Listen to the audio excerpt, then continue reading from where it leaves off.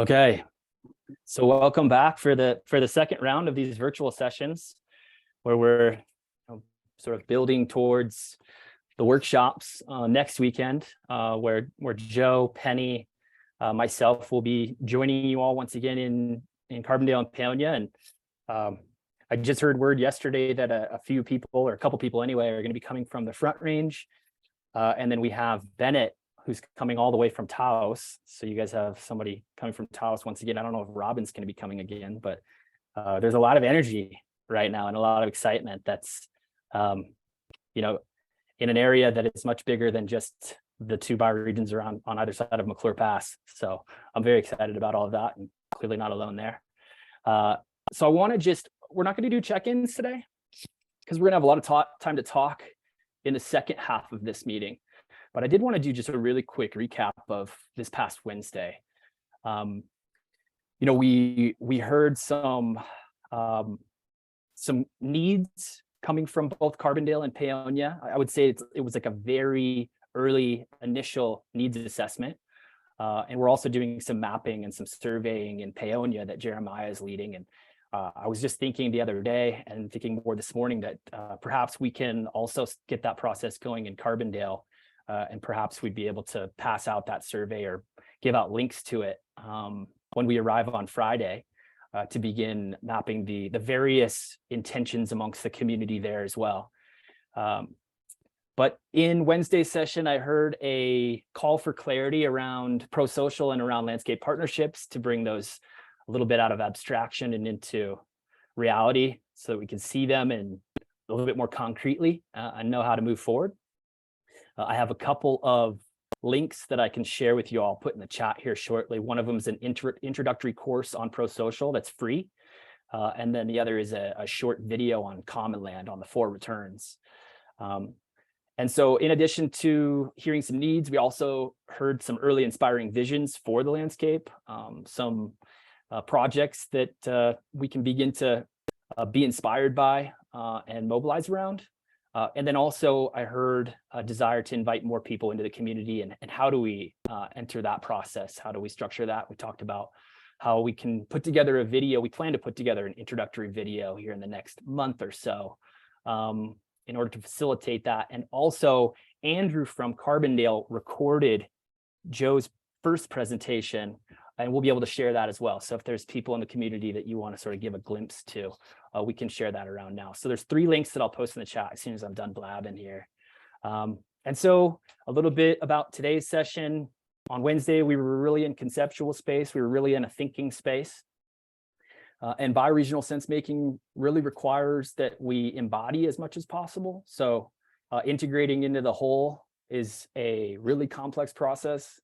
And so it's not something we can do by thinking alone. Joe has time and again demonstrated the importance of embodiment, and it's really inspired me. And then Meaty also has been somebody who's represented the importance of embodiment over and over. And so today I kind of want to counterbalance the thinking that we did on Wednesday with a little bit of cultivating our embodiment of all of this process. I hope everyone's got their feelers ready because we're going to practice feeling a little bit. And so Meaty and I are going to invoke pro-social and landscape partnerships in a feeling sort of way. Then I'm going to invite a couple people from both Paonia and Carbondale to share with us some stories of their relationship with the landscape through an artifact. And then I think we'll have about 30 or 40 minutes to enter dialogue. And when we get to that point, I'll give a little bit more details and instruction on how that's all going to work. And so with that, I'd love to hear from Meaty on pro-social, and then I'll follow up with something on landscape partnerships. Thanks, Benji. Well, I'm not going to talk at all about pro-social. I'm just going to invite us to experience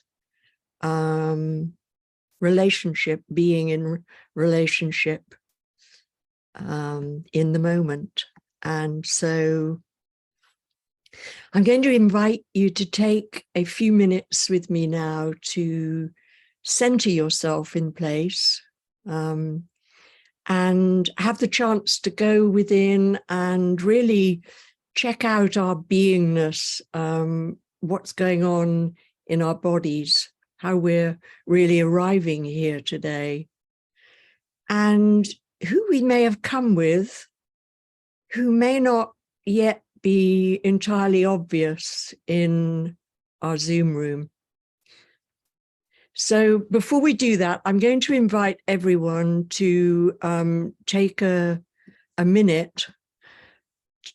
Jeremiah, if it's possible for you to open your camera, if you're able to and willing, it would be lovely to see you in this Zoom room. If not, that's absolutely fine.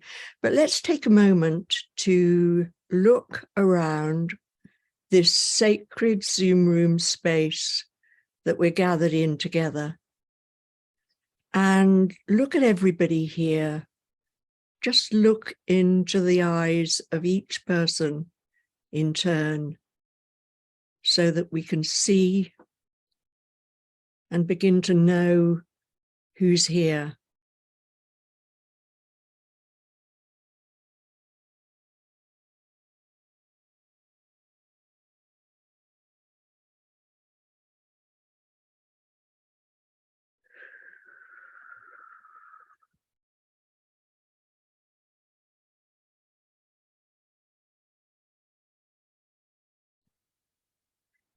There are probably faces you know very well, some you know less well, some you may never have met before today.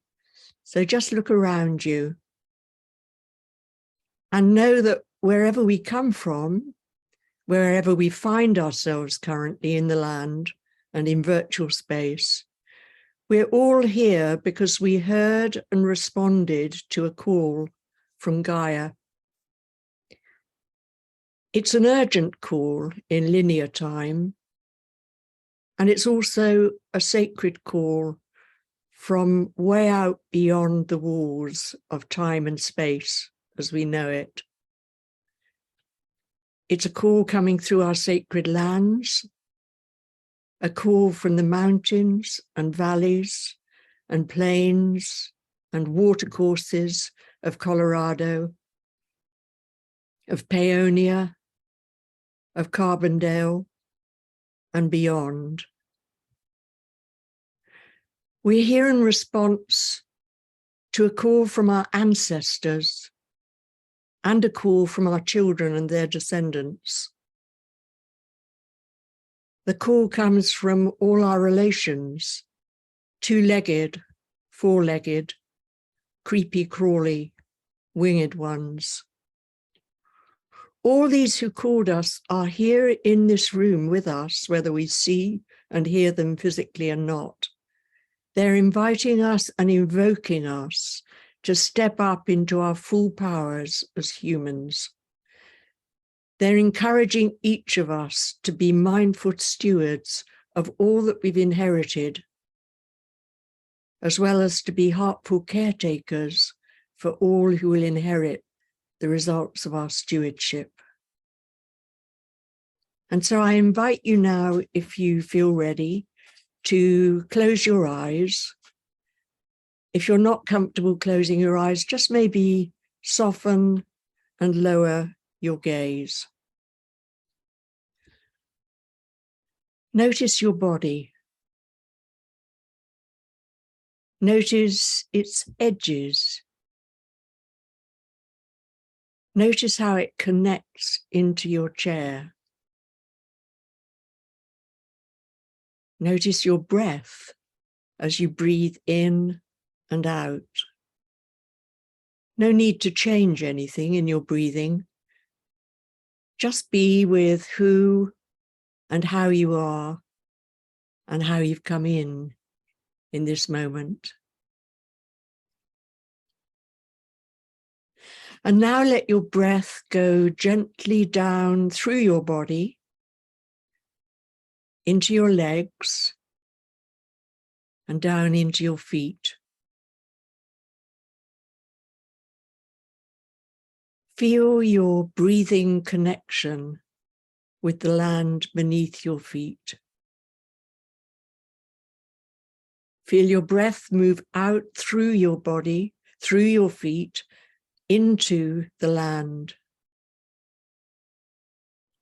And feel the land as she delightedly responds and breathes into you her grace and gratitude for your presence and attention. What is she giving you, this precious land and place with whom you're in sacred contract? What is she asking of you?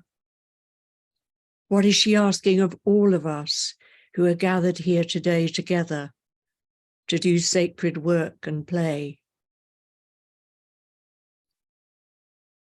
Let's sit gently with these questions as we share a minute of silence together. And while we're in this silence, listen carefully, if you will, for any voices of those who need us to hear them, so that they too may be present and represented.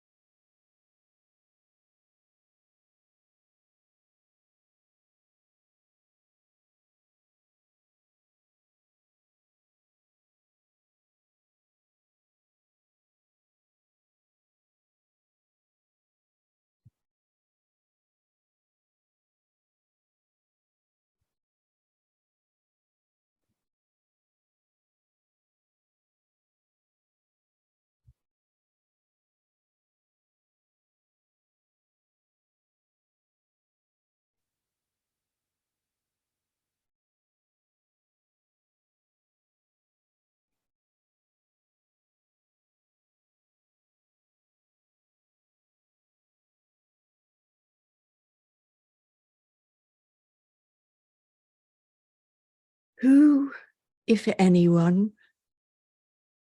what being, human, non-human, did you hear? Who and what spoke to you in the silence? Is there a plant, a tree, a rock, a mountain, river, animal, bird, a child perhaps of a different background and race than your own, an elder, a differently abled one that you might be willing to take responsibility for, to represent and even advocate for in our gathering today. Can we open together to what it means to embrace and value diversity in all its rich variety, and also our essential wholeness and unity, so that all beings in our bioregions that need to be recognized, appreciated, and included here in our dialogue can have a place in our gathering today and beyond. Let all needs be present in and through you today as we listen to each other and learn together. Thank you. And when you're ready, open your eyes. Let's just look around at each other again. And let's be present to those we can see and hear, and those who need us to speak for them, to see for them, to hear for them today. Thank you.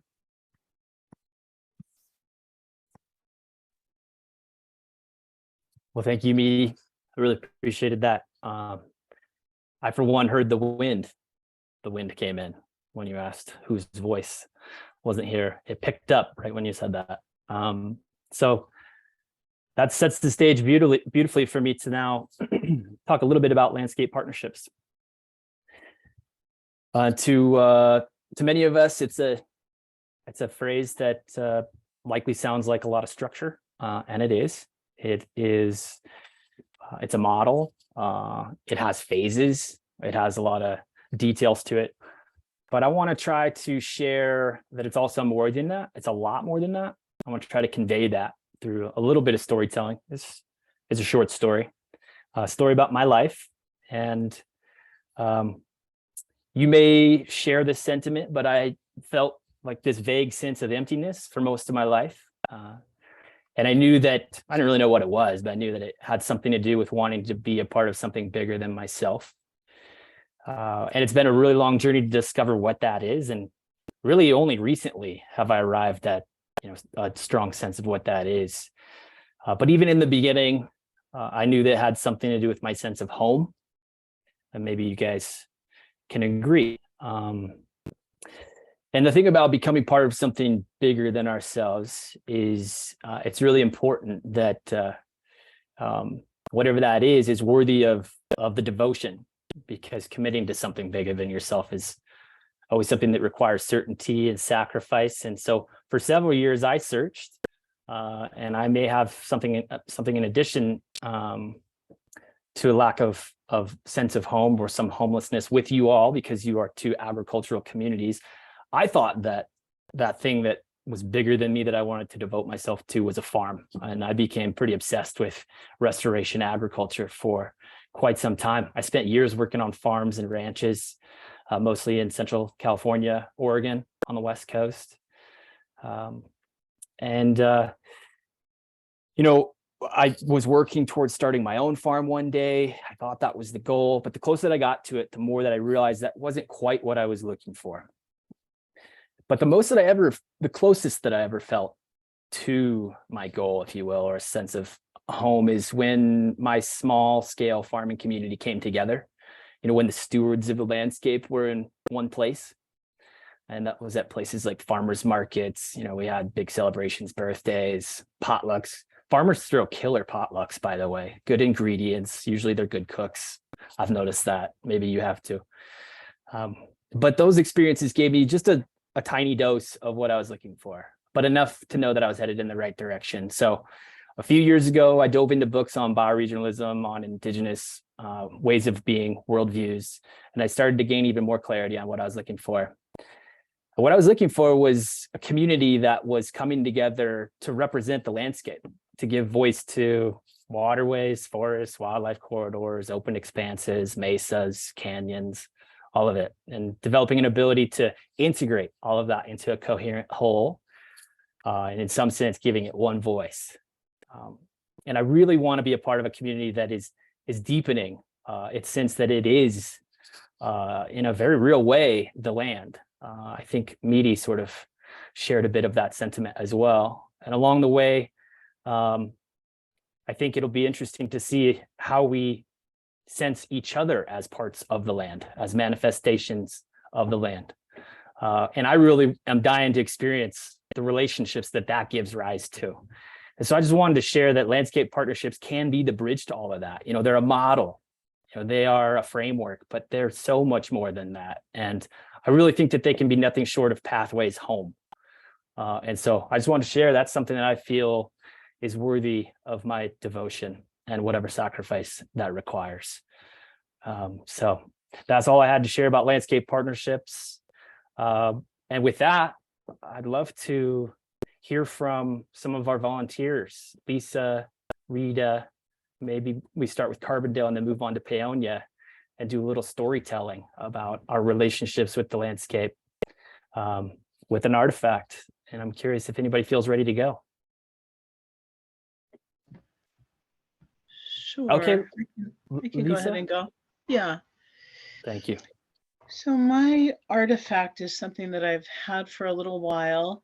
It is something that's on the land here in this area, and I'll hold it up so everybody can see it, hopefully.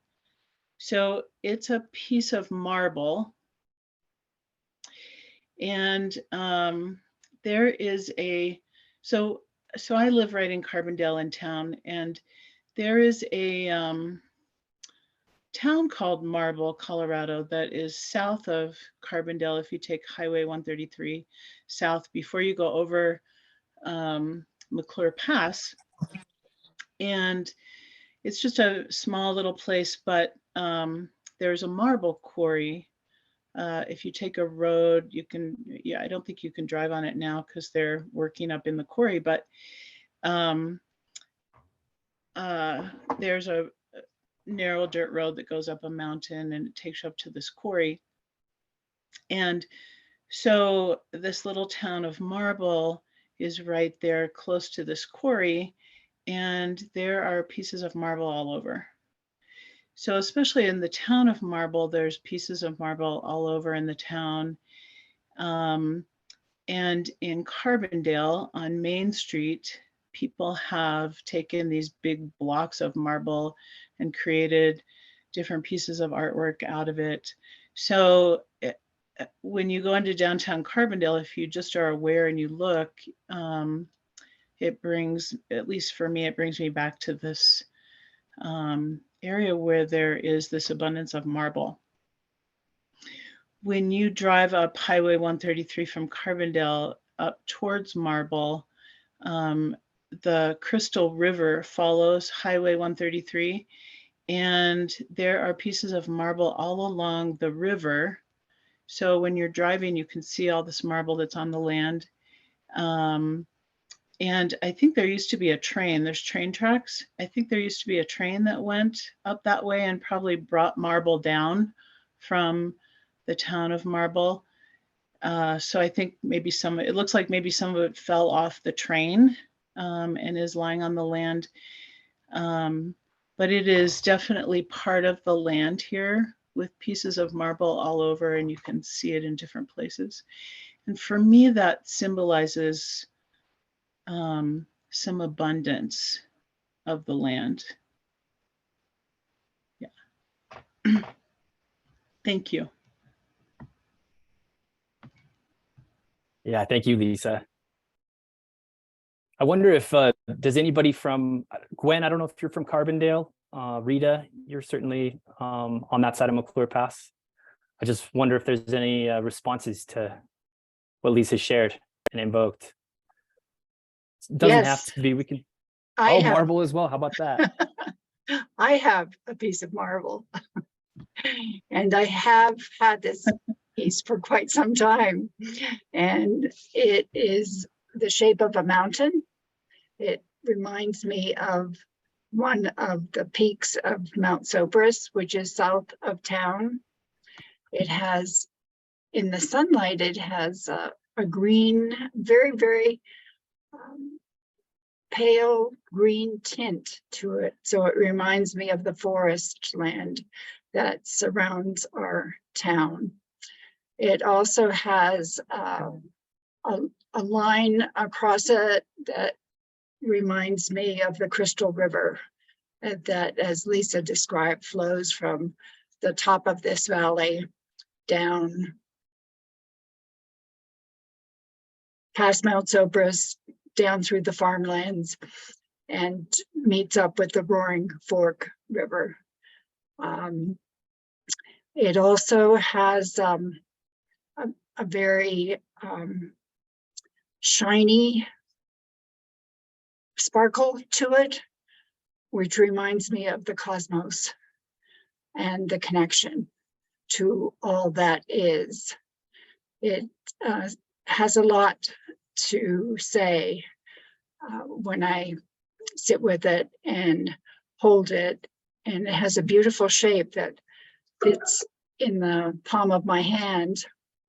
And if I hold it for a while, it becomes very warm, and it reminds me of the warmth of the sun and the warmth of the land that I live on here. And I just thank you for asking me to bring this forward to share with you. And of course, when you come to Carbondale, you'll see the other peak of the mountain, not just the one here represented in this piece of marble. So thanks for letting me share. I am in Carbondale. Benji, did you want me to share something? Only if you have a response to what Lisa and Rita have shared. I welcome anything. Don't want to put you on the spot though.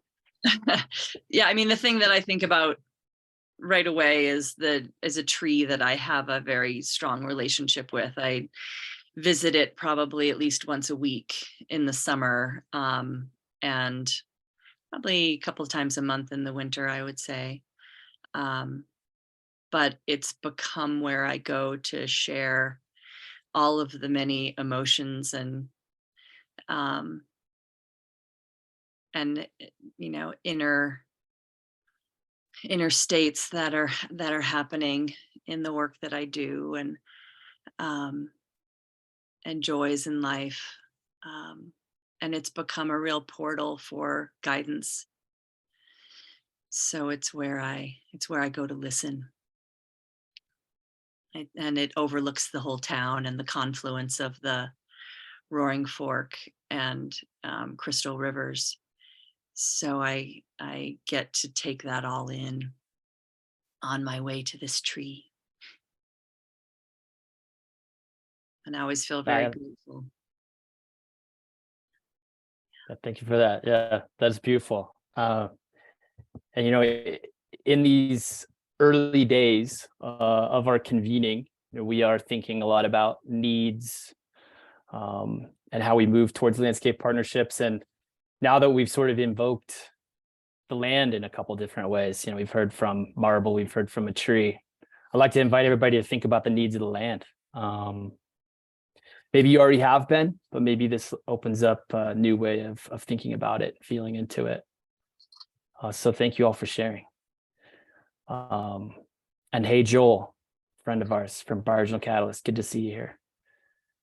And so with that, Lynn, would you like to share something from Paonia?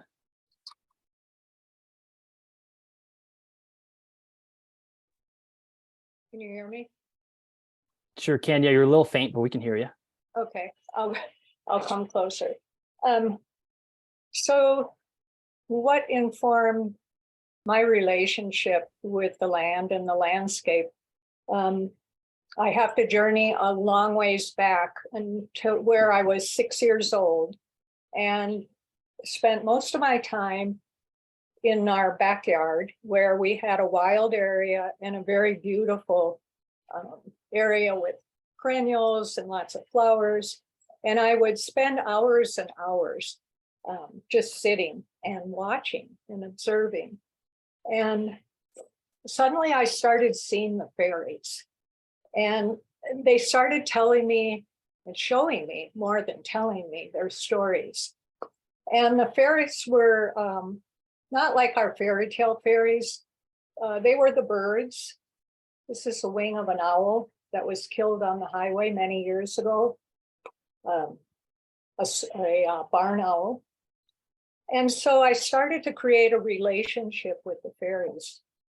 There were the bird fairies, the insect fairies, the snake fairies, all the fairies of the land. And what the stories that they shared with me was what was needed to keep them alive. What plants did they need? What food source? What places did they need to raise their young and feel safe? So I gathered all these fairies and tucked them into my heart and traveled with them through my life. And they kept becoming more numerous as my journey continued. So I worked for many years with birds of prey in graduate school with a breeding program to reestablish endangered species, also in a bird rescue program. And I continued to add these stories they told me and gather them up into my heart. And they started to weave a fabric, each one a thread that informed who I was and where I wanted to travel to, and who I wanted to work with. So there weren't just birds, but there were some of the things that we actually don't like that much. This is a rattlesnake tail, found a dead rattlesnake on the road. We moved into a place and we had a huge rattlesnake den behind our house. And so I had to spend many hours hearing their stories and creating a different relationship with them and finding out what their needs were and looking at my impact on what their needs were. When we moved to Colorado, we started, as I think I've mentioned, to create a wildlife habitat that connects corridors. And during this time, we also started the dark sky movement to create a Paonia being a certified international dark sky community, dark sky town. And one day during the spring, when there was a huge migration of birds, these birds, I don't know if you can see them, but this is a little Wilson's warbler. And they fell out of the sky by the thousands. And on the street above us, I went up and my heart was broken. We collected so many of them and people couldn't believe it. And they didn't understand what was happening. And what had happened, they think, particularly Audubon, who we do a lot of work with, that year, I think that was 2019, all the fires in the West Coast were disrupting the migration patterns. The birds couldn't come in to find food. And so they took a detour. We normally don't really get some of these migrants over our area. This isn't a real huge migration flyway, but that's changing now. And what happened was, while these birds were migrating thousands of feet in the sky, the weather changed and we had this huge hard freeze and the birds fell out of the sky. And the ones that did survive, I watched going all over our land looking for food. And I was grateful that we had begun to prepare for events like this in creating habitat that could support needs. And so all of these stories that were shared by these fairies that I hold in my heart, I pull out every time I don't know, I need to make a decision about what to plant or not plant, or what plant to buy, or what seeds to grow, or what seeds to save. And I ask these fairies, what should I do here? And you know what? I always get answers. And so I'm so grateful for that little 6-year-old girl sitting there and just watching and observing. And I learned that's what I need to do all the time. And so that is what I do and how I make decisions. And I go in my heart and I pull out that fabric that's been woven so tightly by each of these fairies, whether they're insects, birds, plants, whatever, and ask them how to move forward. Thank you. Wow, that was a powerful story, Lynn. Thank you. I would love to have a similar process myself of sense making. Certainly draw some inspiration from that. I don't know if anybody else would like to respond to Lynn.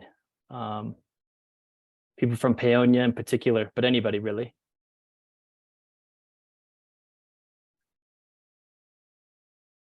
I have to just share that I recently discovered that in my lineage, there is a story of a direct ancestor who is half fairy, half mortal. And it always delights me when I meet someone who speaks with the fairies, Lynn. Thank you.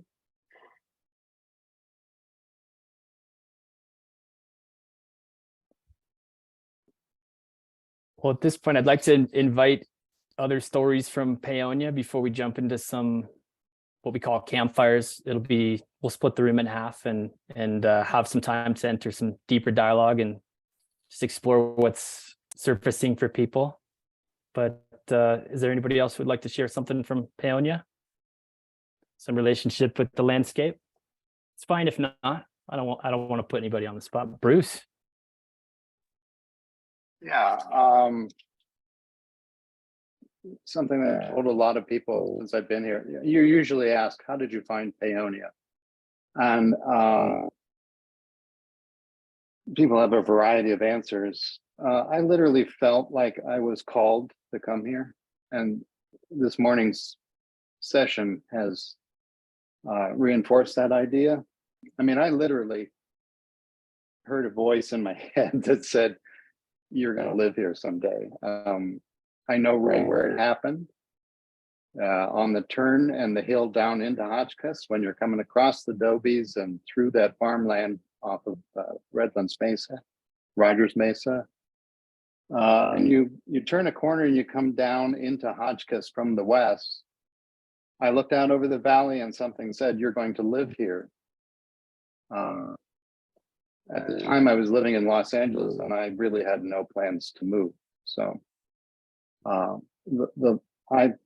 have a feeling that the land, and in particular, these two mountains that are over to my left here, Land's End and Lambourne, have called me to this place. I'm not quite sure why.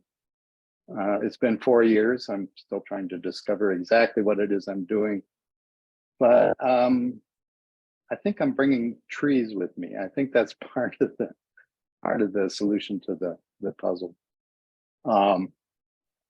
And I also want to engage in Lynn's process of, I have 10 acres of land and it's basically barren. There are fences all around me, but my particular plot of land isn't fenced in at the moment. And there are troops of deer that are wandering across the landscape down onto Elizabeth Yari's land and some other places. And I want to find out how to design that property. There's nothing there right at the moment, by the way. So the things that where I do intervene, I want to make sure that those corridors for the deer and the other wildlife exist. During the meditation that Midi was leading, I was watching a bunch of birds out my front window here eating. And I guess that's part of the solution as well. So that's my contribution. Yeah, thank you for that, Bruce. Coming from Los Angeles, I imagine the landscape in Paonia speaks quite a bit more loudly. Probably hard to hear under all that concrete, those interstates. Well, in Los Angeles, I was involved in the transition movement. That's okay. Transition Town. That's actually how I first met Marissa. But then the coincidence is that when I arrived here, she was already here. I didn't know that she had moved here, but she was already here. And that's my involvement with this.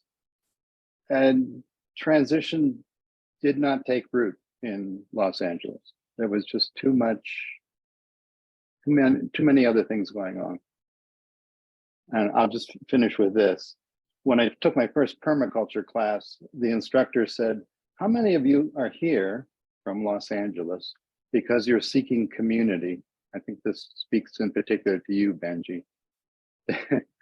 He said, how many of you are looking for community? And we all raised our hands. And he said, you do realize that you're living in a community, it just isn't working for you. Indeed, yeah, alone in a crowd. It's such a bizarre phenomenon, isn't it? I know that we have similar struggles in Denver. It's like I feel like because of the lack of relationship with the landscape, it results in just a fragmentation of interests and intentions.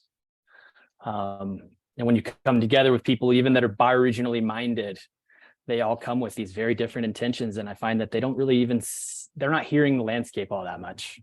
Surprising. I think it has a lot to do with the built environment. It's hard to even imagine, like where I am, for instance, in the suburbs, hard to imagine what the landscape looked like before. I know where the waterways are, but really don't know what they looked like.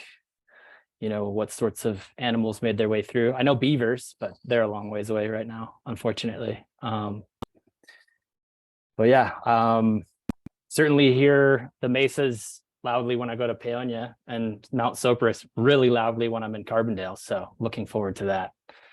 And so I don't know if anybody else wants to share something about the landscape, their relationship with it in Paonia. Claire, yeah.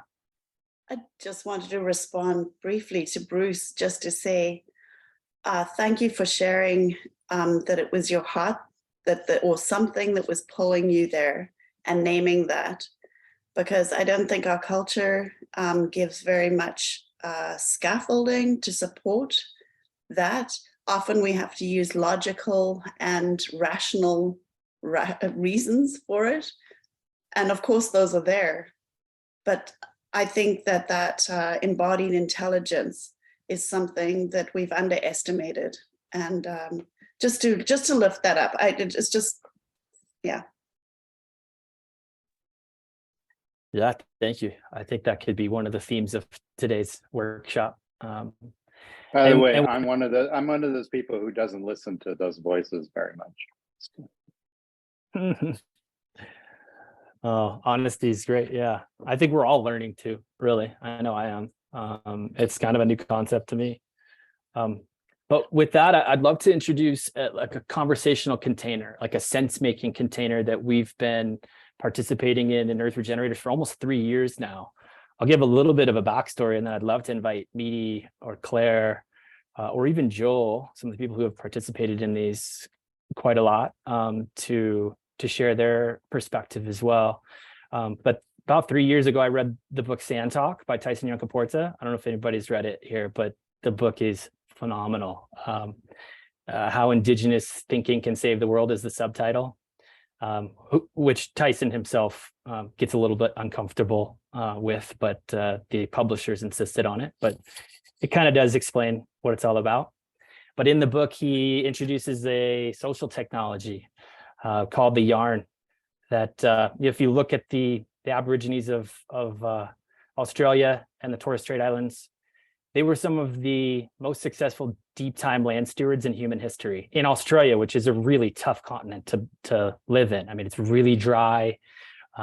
There's no mountains in the middle, so the salt doesn't drain away.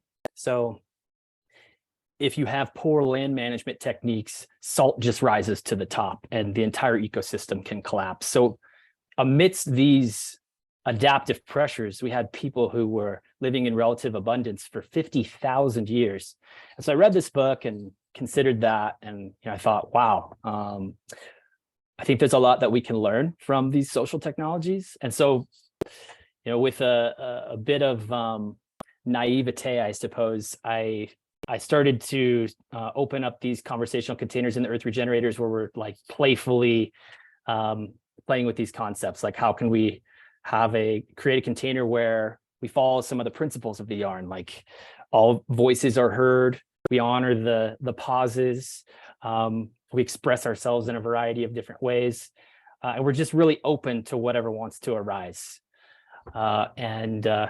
So we've been doing it for 3 years, and I would say that it's been one of the richest spaces that I participated in Earth Regenerators. I can't believe some of the conversations that come up. It's just been, there's been moments of magic, but it does require that we sort of slow down and trust that this really open container with no set agenda is worth being in, which I think is a challenge for a lot of people. And so I wanted to jump into some campfires briefly, because we've only got 40 minutes left. Maybe we could do half of our time remaining in some 2 rooms, one of 5 people, one of 6 people, and then we can come back around a quote unquote big fire and share what came up. And with that, I'd love to invite Meadie and Claire to add things if they feel compelled to add things to the description of campfires. And I'm seeing two shakes of the head. No? You said it good? beautifully, Benji. Thanks. You did. Claire? And actually, there is one thing that I think, just to say, it never ceases to amaze me, the potential that I never imagined could come during that time, that you cannot pre-plan. It has to kind of awaken, and you have to create the conditions for it. And I think that's what we need to be doing a lot more of, because we keep shutting down potential. A lot of our processes kind of do that, whereas this opens it. Yeah, thank you. And just there's one more piece that I'd like to bring in that has to do with the story that we find ourselves in right now. So campfires, over the last 3 years, we've had a relatively stable group of people who have come. Some new people, some people get busy and they go away, but it's been probably like, I don't know, a rotating cast of about 20 to 30 people. And so we've gotten into like deep relationships. We've formed really deep bonds and friendships. But as Joe and Penny are sending out the call to the planet for bioregional activation, I feel this big wave coming, and I feel this immense potential for campfires to be a place where bioregions can connect and learn from each other. And so I'm going to be trying to host them on a regular basis on Sunday mornings. And I imagine that before long, they'll be pretty big. And basically what it'll look like when people join is they'll sort of get thrown into rooms randomly with people who are aspiring towards bioregionalism and landscape partnerships all over the world. And it'll be this sort of spontaneous way for people to share insights and lessons and just share their story with one another. So that is my aspiration for campfires. I wanted to share that as well. I think that we're about to enter a new phase in their development, their lifespan. So yeah, with that, I'm going to open up two rooms. And then with 20 minutes left, so 10 after the hour, we'll come back together around the big fire and we can share what came up in those rooms, if anything feels pertinent, anything feels worth sharing with the whole group. So hey, Mitty. How you doing? Good to see you. Yeah, good to see you. Old friends meeting around the big fire. I love it. So we've got 15 minutes left. I'm wondering if anybody wants to share what came up in their campfire.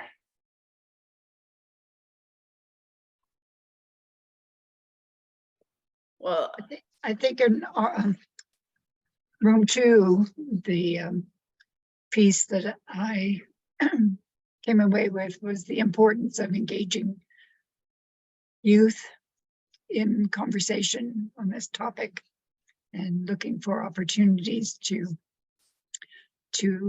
have that happen, and made me think of all the little popcorn ideas that are coming about to perhaps create that over time. So there's a school here in Carbondale, Colorado, Rocky Mountain School, that was founded by John and Ann Holden. They came from Putney back east, and was founded on the ethic of Kurt Hahn, on his way of educating people and their connection with the land. So I'm looking forward to having conversation with some of the folks over there and pulling them into what is percolating here. So that was a piece that came for me.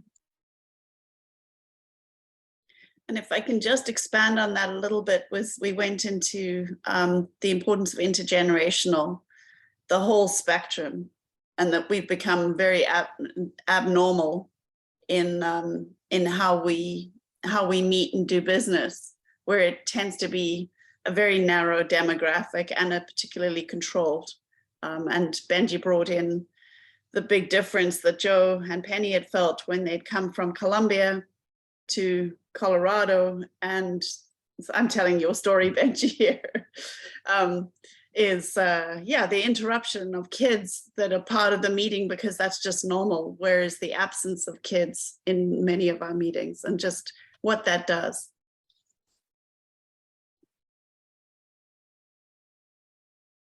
Yeah, it's interesting to think about how pervasive and varied our forms of separation are in this world. I I mean, we're sliced in so many ways. Most people my age spend most of their time with people my age. I think that's the case with a lot of people, unless like it's a small town sort of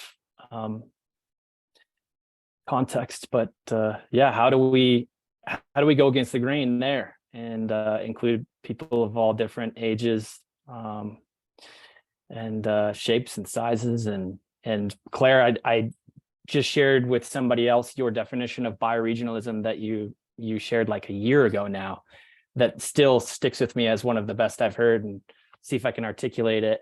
Bioregionalism is a process of reweaving together relationships that have been severed in every direction. I think that's just a really simple way of thinking about it, and it makes a whole lot of sense to me. Yeah. Anybody else want to share what came up? I have something back to the kids, the high school kids and young adults. If you have a conversation with them, I've done this before, and ask them what's going on with them, what they're feeling.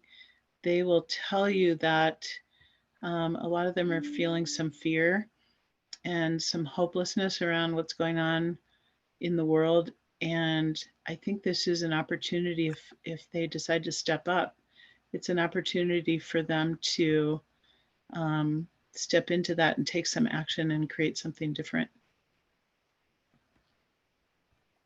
Hell yeah. Yes, absolutely. Lynn.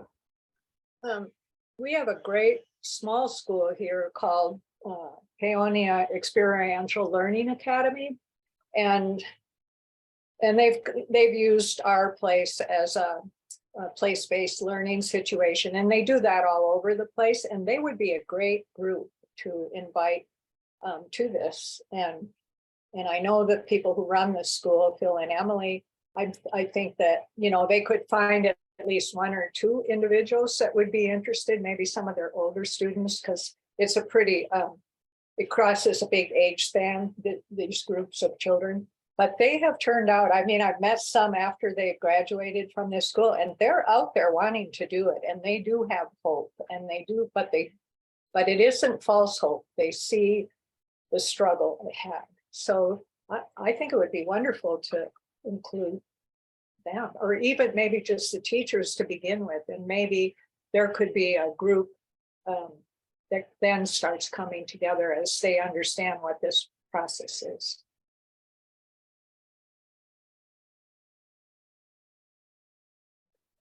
Yes, absolutely. Does anybody else want to share? I have something I can add, but you all have heard from me a lot. One of the things that came up for me in group one was when Bruce was talking about his use of Google Earth as a tool, and gets me thinking how important what we're all doing nests in using maps and if else scenarios, and thinking about ways to engage building capacity and youth being excited in this space and all the schools. How cool would it be for any number of pathways that they can learn that connect to this design work? So that was coming up for me. Yeah, and this is something we haven't talked about, but it kind of comes up for me a lot. And we talked mostly about restoration ideas and processes and how important they are. And I totally agree. And I'd love to be involved in whatever way I can. And maybe it's because I landed in a part of a valley that doesn't have a lot of challenges. Maybe in that way, it's a little bit more sheltered, and there's not too much development here, and the climate's totally different. I mean, we're a little higher, we're much more moist. The vegetation is just, I mean, some people come here, it's like a jungle here. That's what I hear from people. So, and maybe that's my focus, why my focus is a little different. And what you talked about kids, it's like, it's really kind of resonating with that. I'm kind of looking to the future. I love all the restoration work, and I think it's much needed, but I love what you, Benji, said about bioregional work is in every direction. And for me, that direction would be, how can we live on this landscape? How can we support ourselves on this landscape, have the right livelihood, and do the restoration work, but also work with nature, so we don't get to a point where we have to restore it. I don't know if that makes sense. For me, it's that meaning of being on the land, being a crucial part of nature, and being a keystone species in here, not just to clean up what we fucked up. It's to do good work from the beginning, and still live here in the right way and support ourselves and be able to eat and drink and live and create art and, entertain ourselves. So I don't know, that's why I'm here. And I love everything that you've been saying, but I really want to push it in that direction as well. I love hearing that. And one of the things I've noticed in many different groups I've been a part of, both those that are kind of focused consciously around earth regeneration, bioregionalism, and those that are kind of slightly more spiritually oriented, is that there is actually an intergenerational effect, because I'm lucky enough to be in groups where there's a wide range of age groups. And what I've noticed is that for certain ages, it's not your work to do the repair and restoration work. And it's like the stronger, we've got people in Earth Regenerators. There's a wonderful woman called Kathleen March. And Kath is about embodying beauty, syntropy, and just being this new, different way of being together.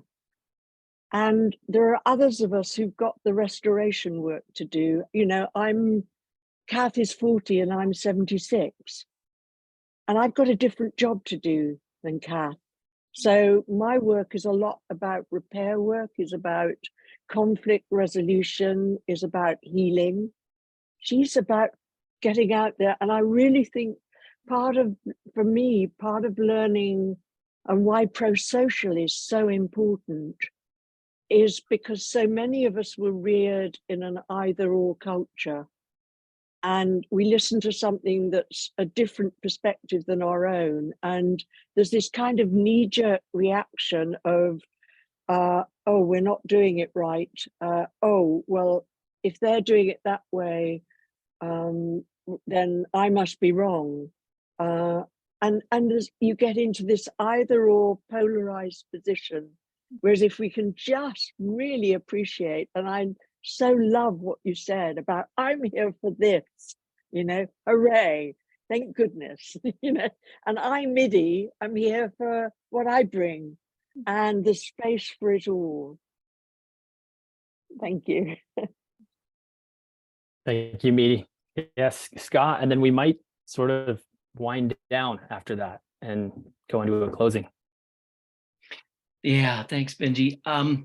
Yeah, this is a little hard to articulate, but I think I'll go out on a limb and just say that it's just a noticing that the session started out really, that embodiment and kind of mindful. And I just noticed that when the conversation went away from that, I kind of missed it and kind of shut down a little bit. Like I want more of, there's so much we could talk about, about, the life denying paradigm. And I don't want to talk about that. I want to get to know you at a deeper level. And I want to be seen by you in return. And so I just noticed that, and it's a little edgy to share that. And I even notice like I'm a little shaky saying it, but it's a part of my edge is feeling like what's happening here, overcoming the numbness. And so I just wanted to share that. Yeah, I appreciate it. Bring on the edginess. I say we're not balloons. We'll be all right. And it is really hard in these digital spaces. I'm sure you guys have experienced that before, but like getting into those more feeling spaces, I think is a little bit harder in this context.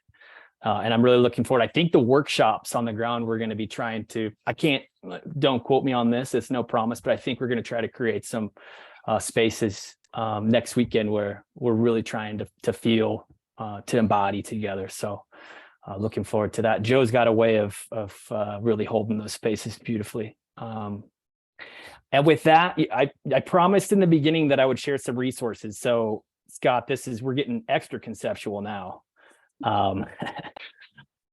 But these are great if you want to dive into pro-social a little bit more in a way that's non-committal, that's free. And then also that's a link to a short video on the 4 returns on common land, because that was one of the requests from Marissa to bring in a little bit more concreteness to these abstract ideas. Media, let's hear from you, and then we'll go around the room and just really quickly share one word and in closing how we're feeling. So Media. I just want to share what to me is a new resource, which is David Bollier's podcast, Common Land podcast. The 2 latest ones are brilliant. There's Joe, Joe speaking to what to me is the most integrated conversation he's yet given, actually, because so much that he's still learning into and leaning into is in it. So David Bollier, Bollier, and just before David interviewed Joe, and he's a real master questioner who asks the right questions and then gets out of the way and lets the interviewee answer. Just before is David Sloan Wilson in the podcast before that. So if you want to hear the pro-social story from one of its progenitors, then go to that podcast as well. Great resources. And I also just wanted to say I put the emotional resilience toolkit in the link in the chat for anyone who's working with people feeling kind of trauma and concern about where we're going with climate. Thank you. Yeah, thank you, Meaty. And it is Saturday, but if anybody has some prior commitments or engagements, feel free to drop off guilt-free, because we're going to probably spend another 2 minutes just hearing from everybody. See you, Bruce. It's good to see you. Appreciate you coming by. If anybody has any feedback for me, I would love to hear it. This is really experimental. I'm trying to figure out how I can provide sustained support to bioregions. If you have any ideas, just send me a direct message in Earth Regenerators is the best way to reach me. If you haven't signed up yet, I know that a lot of you have my email as well. And so with that, love to just run around real quick. One word, how you're feeling, and then we'll depart. And please, if you feel ready, go ahead and kick it off and pass it along. I'm feeling grateful and inspired for sure. Thank you so much. And I'm going to, choose MIDI. Well, I'm so happy to have found my tribe who talk with the fairies. So I'm going to pass it on to Lynn. Connection, greater connection to each and every one of you. Thank you. I'll pass it on to Rena. I am feeling moved to the edge. Thank you. I will pass it to Claire. Thank you. Yeah, it's very exciting to meet all of you, and just to feel like there's others, engaging in this work too. It's what I need to feel, because we're connected to something so much bigger. I don't want to feel like we're speaking to the converted all the time. It's wonderful to see you. I'm going to pass it to Scott. appreciative and still a little shaky and edgy. I'll pass it to Rita. Thankful and feeling anticipatory energies all around. And I'll pass it to Christopher. Thanks, Christoph. I'm also feeling some of Scott's edginess and feeling uplifted and eager. And I'll pass it to Lisa.